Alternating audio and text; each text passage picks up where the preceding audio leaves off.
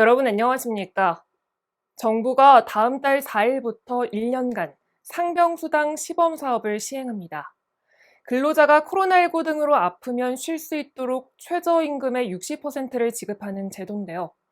정부는 이 사업을 1년간 운영한 뒤 제도를 보완한다는 방침입니다. 6월 16일 목요일 투데이샷 첫 소식입니다. 한국 GM 부평 2공장이 현재 말리부와 트랙스 승용차의 판매 부진으로 오는 11월까지만 생산하는 것으로 알려져 인력 감축과 지역 경제 위축 등 적지 않은 파장이 예상되고 있는 상황인데요. 민선 8기 인천시장직 인수위원회는 오늘 판매 부진으로 가동에 어려움을 겪고 있는 한국 GM 부평 2공장에 대한 대책을 마련 중이라고 밝혔습니다. 인수위는 부평 GM이 인천 경제에서 차지하는 비중과 남동공단의 중소기업 경영난을 매우 잘 파악하고 있다며 부평 공장이 차질 없이 가동될 수 있도록 인천시는 물론 중앙정부 등과 대책을 마련할 것이라고 강조했습니다.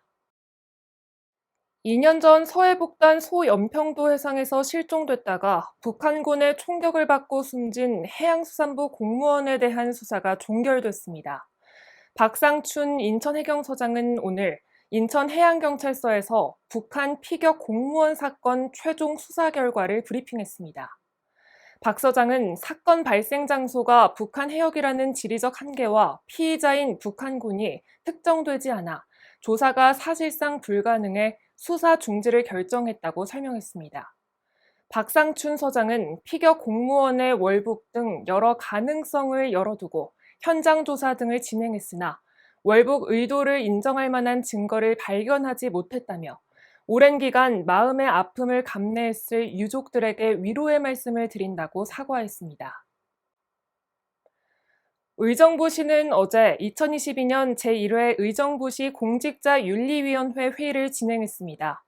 이번 회의는 공직자 재산등록사항 심사를 통해 성실신고 여부와 공직정보를 이용한 부정한 재산 증식 등을 밝혀 공직자 재산의 투명성을 높이고 부정축제를 방지하기 위해 마련된 건데요. 위원회는 잘못 신고한 금액이 5천만 원 이상, 3억 원 미만인 불성실 신고자 20명에 대해 공직자 재산등록 사항 심사와 처분 기준에 따라 경고와 시정 조치를 내리기로 의결했습니다. 한편 올해 심사는 국세청과 금융기관 등에서 받은 자료를 토대로 허위 신고와 누락 등 성실 신고 여부에 중점을 뒀습니다. 인천본부 세관의 개청 139주년 기념식이 오늘 인천본부 세관 대강당에서 열렸습니다. 인천본부 세관은 1883년 개청한 이래 대한민국 최대 규모의 세관으로 거듭났는데요. 오늘 기념식에서는 관세 행정에 기여한 25개 유관업체의 임직원과 우수성과를 창출한 세관 직원에 대한 포상도 진행됐습니다.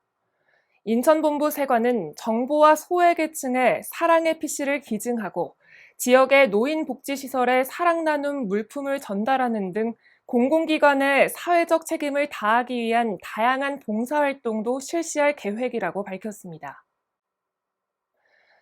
오늘 0시 기준으로 집계된 어제 경기도 내 코로나19 확진자는 1,993명인 것으로 나타났습니다. 평일 신규 확진자가 1,000명대가 된 것은 지난 1월 중순 1,530명 이후 149일 만인데요.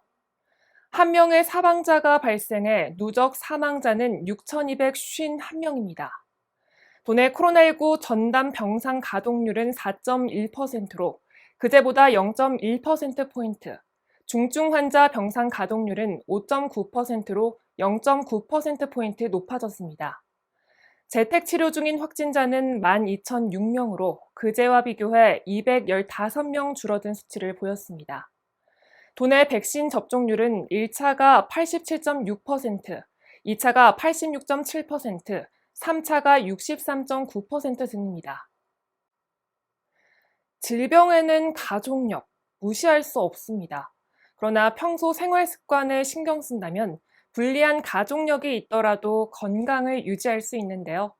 과일과 채소, 건강한 지방 중심의 식단으로 꾸준한 건강 관리를 해보는 건 어떨까요? 뉴스를 마칩니다. 시청해주신 여러분 고맙습니다.